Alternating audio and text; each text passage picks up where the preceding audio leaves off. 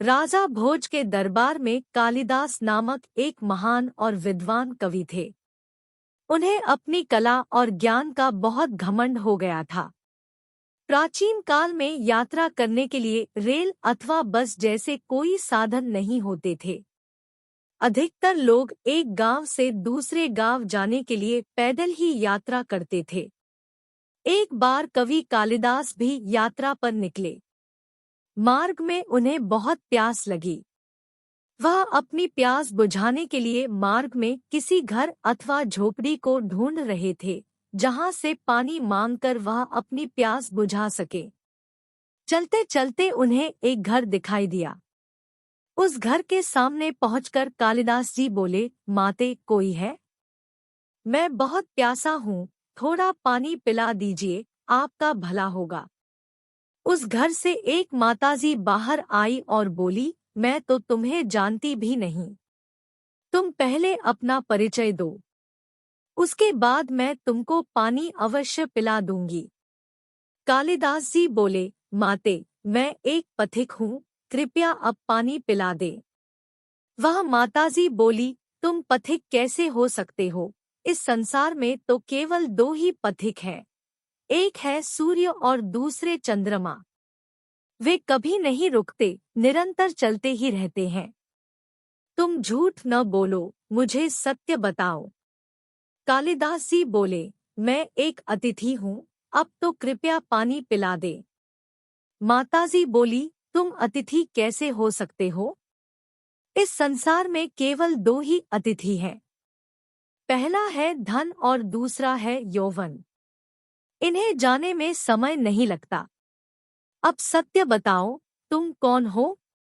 कालिदास जी प्यास के कारण और तर्क से पराजित होकर हताश हो चुके थे। जैसे तैसे करके वह बोले, मैं सहनशील हूँ, अब तो आप पानी पिला दें।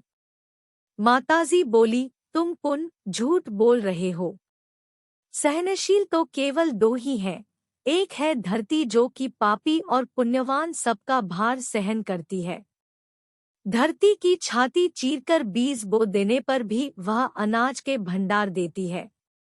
दूसरे सहनशील है पेड़, जिनको पत्थर मारो तो भी मीठे फल देते हैं।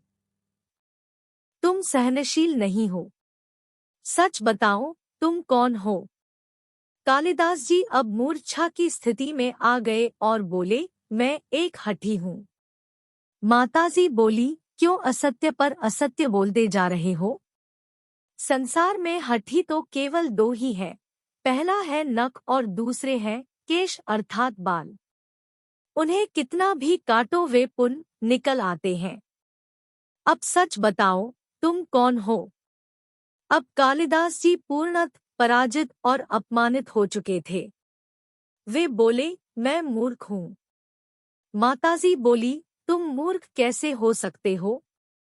मूर्ख तो दो ही हैं, पहला है वह राजा जो बिना योग्यता के भी सभी पर शासन करता है, और दूसरा है उसके दरबार का पंडित जो राजा को खुश करने के लिए उसकी गलत बातों को भी सही सिद्ध करने की चेष्टा में ही लगा रहता है और सदैव उसका झूठा गुणगान करता रहता है।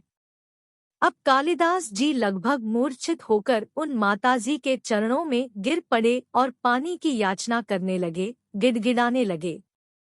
माताजी ने कहा, उठो वत्स।